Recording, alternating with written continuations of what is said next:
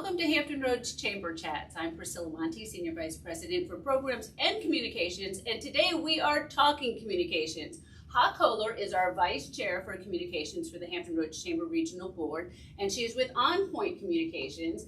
And so we've asked Ha to come and help us figure out communications during a pandemic. So welcome, Ha. Thanks for having me, Priscilla. We're excited to be here. Tell us a little bit about your company and what it's like to be a communications professional. Sure thing. On Point Communications, officially known as On Point Transportation PR, because we actually have a niche specialty in infrastructure and transportation, public relations and communications efforts. And what that means is, we help support a lot of the large local road construction projects in communicating awareness and mitigating some traffic impacts. But we also do a lot of traditional marketing, advertising, media buying, creative and branding efforts for all of our clients. The pandemic changed everything.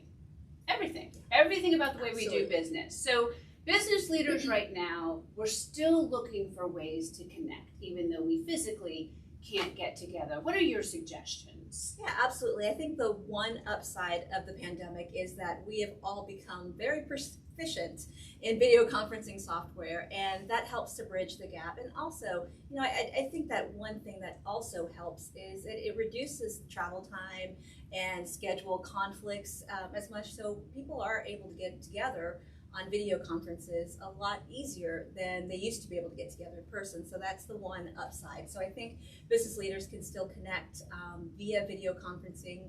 And I think it's important because, frankly, nobody's gone through a pandemic before, so it's relatively new to everybody. And it's important for business leaders to get together, share best practices, and really talk through regional cooperation and how we can all support each other in recovery.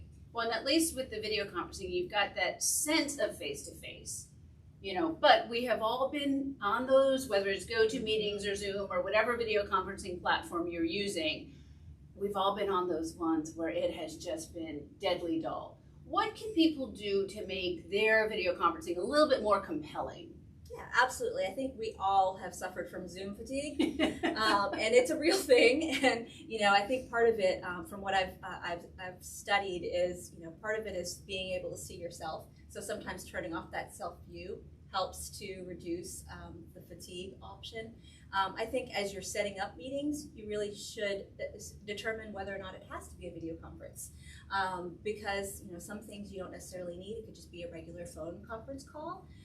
And then other times, it helps with bandwidth when you don't have video conferencing. So if it's not necessary, then, try different means of communicating. And then when you do have to have a video conference, I think it's important for you to make the content engaging and to make it very interactive. So there's a lot of features for the video conferencing platforms with polls and different ways that you can get the audience to participate. And that interactivity and participation really helps the engagement. There's also a few other tips. I just attended a workshop where one of the things that I struggle with, when you present something, it just takes over your screen. And so you're really limited in being able to see your participants on video conference and also see the presentation. So there is virtual webcam software that allows you to set different scenes and allows you to control what that looks like and what the end user looks like. It basically presets into the webcam what it is that the webcam is thinking that it's showing, and you control all of it. So you can have yourself and your presentation right next to it. Some other tips, are improve your lighting. The ring lights are really inexpensive and an easy way. Yeah, they're like $20. Yeah, and microphones are another option if you do a lot of video presentations. And lift your camera up. Yeah, absolutely. Nobody in the world looks good looking down. I don't care. You could be the highest paid supermodel in the universe. No. She's not going to look good looking down. No. And then same way, looking up. You don't really want to look into your chin, so yeah, that definitely would help. Well, and the other thing is, if you are doing Zoom after Zoom or video conference after video conference, look at your scheduling. Give yourself 10 to 15 minutes between conferences, because you would normally do that because you'd get in your car and you'd drive to the next meeting. And think of that when you're scheduling them, because yes, we can go back to back to back, but you're not going to be at your most effective. And you need that little break. Just even just run around the block. Just get up and run around and then come back, and that'll help with that Zoom fatigue. No, absolutely, because we're sitting at our desks, for 8, 10, 12 hours. I think Which is a lot of people healthy. don't realize how much time elapses when they're in front of their computer going from meeting to meeting and meeting. So it really helps to just get up, walk around every now and then, and just kind of clear your mind so you can get ready, mentally for the next meeting. I have a friend who changes her clothes in between each one because then she feels like she's doing different meetings, and it's subconsciously more she's giving herself 10-minute breaks, and she's saying, okay, I have to run and change my clothes. So then she gets the adrenaline going, changes her clothes, puts on a new outfit, and she's ready for the next meeting. Yeah, and I think it's also important to on the other hand, when we talked about, not necessarily doing as many video conferences if you don't need to, but on the other hand of it, we're missing that social interaction as humans. And so we miss those casual water cooler conversations, and we're missing the ability to just chat with people. So I think it's also important to schedule those more casual conversation video conferences where you can see and just connect with people. And that helps to break up the monotony of meeting after meeting, because it gives you something to look forward to. Let loose a little bit. Yeah, that's a good idea. That's a very good idea. Social media took a drastic turn in 2020, and a lot of people said, I'm backing off. I'm backing away from social media. So, here we are, 2021. How can business leaders use social media in a positive way? Yeah, absolutely. I think social media really is, it's word of mouth on steroids, and that word just spreads like wildfire so quickly. And so it is very easy for that message to get out of hand. So, but on the other hand, it also has brought a lot of people together, and it helps to promote activism, and I think there's a lot of positive momentum that is possible with social media, but it really all relies on the businesses being very transparent and very positive in their communications and real. You have to really truly express your brand, and you can't try to be something that you're not on social media from a business perspective. You really have to embrace who you are, and it gives you an opportunity to connect with other people and really show them what your company's values are and the culture, and really who your company is as a brand. And post some testimonials, and people will see other people like them who use your services. Yeah. And social media is about engaging and connecting with other people. So it's a two-way dialogue. So you have to really think about it as how you would have a conversation with somebody else. You can't always be talking I, look at me, this is what I sell, this is what I do. You have to engage with the audience and understand what's important to them and pull them into that conversation for it to be really true and authentic. Social media, Zooms, email. Okay, so with everybody working from home, I know our team especially, we rely on email a lot. And we've all received that email that somebody meant in a different context, or you took a joke wrong or something like that. What can we do to make sure that the reader is getting the message that you, the sender, are trying to send?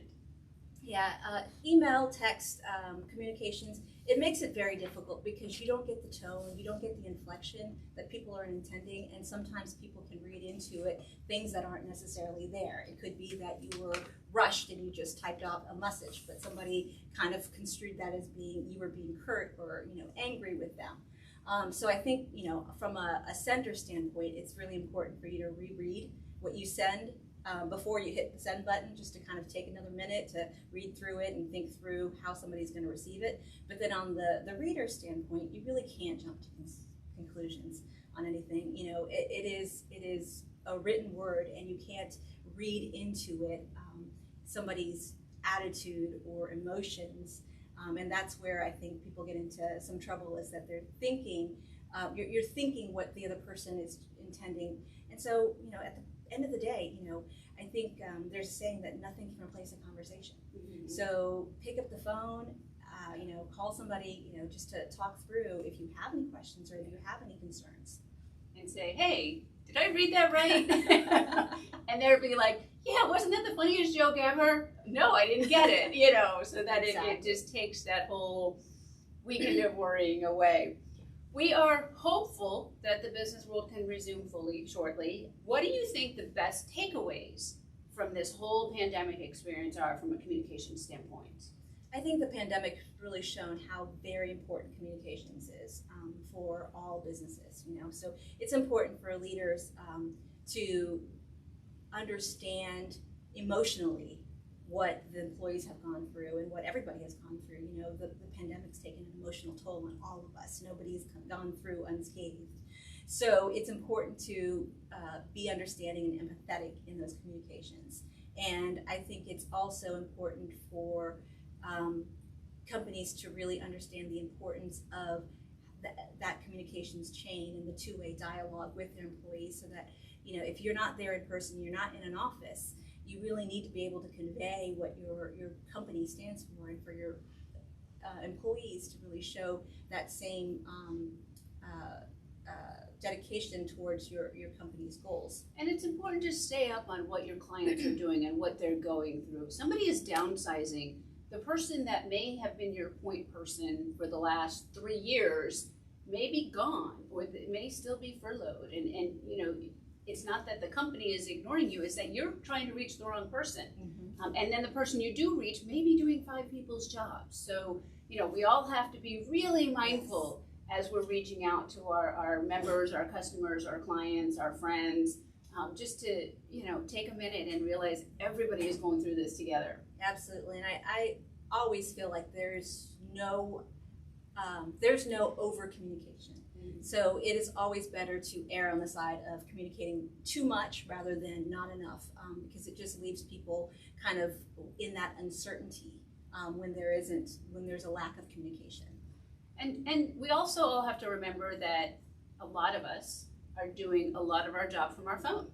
You're in between meetings, you're rushing, you're, a lot of us are still have kids that are video schooling, and so, you're standing there getting a child set for Zoom and you're working off of your phone. So when you're sending communications, be mindful that, you don't want it to be in a format that is not going to be friendly to the phone. Don't have giant graphics. You can send that as an attachment and then they can open it on their own. So just we all have to be really mindful that people are not sitting at their desk anymore.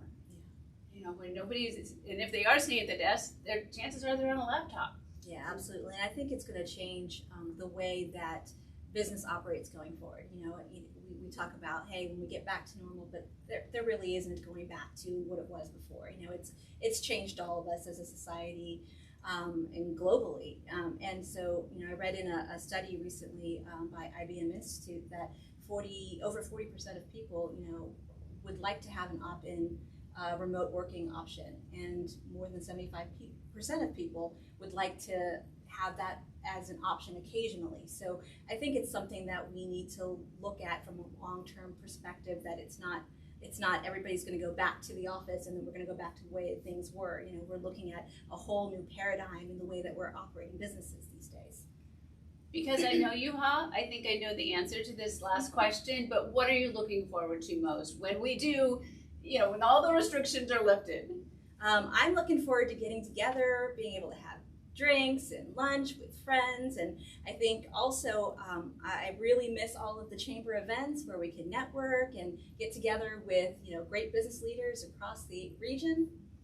Yeah, it's hard. I mean, we had an event last week, and I was talking with someone before the event, and I was like, oh, you need to meet so and so and so and so and so and so. Where normally then the next day at the event I would say, okay, here's the 3 people you needed to meet, and their connections would be made. So now it's, we're setting up Zooms, and we're, e-invites and all of that. But I think that's what we all really want. We just want to get in a room together and do some networking and all work together again. Absolutely. And I miss hugs. I know.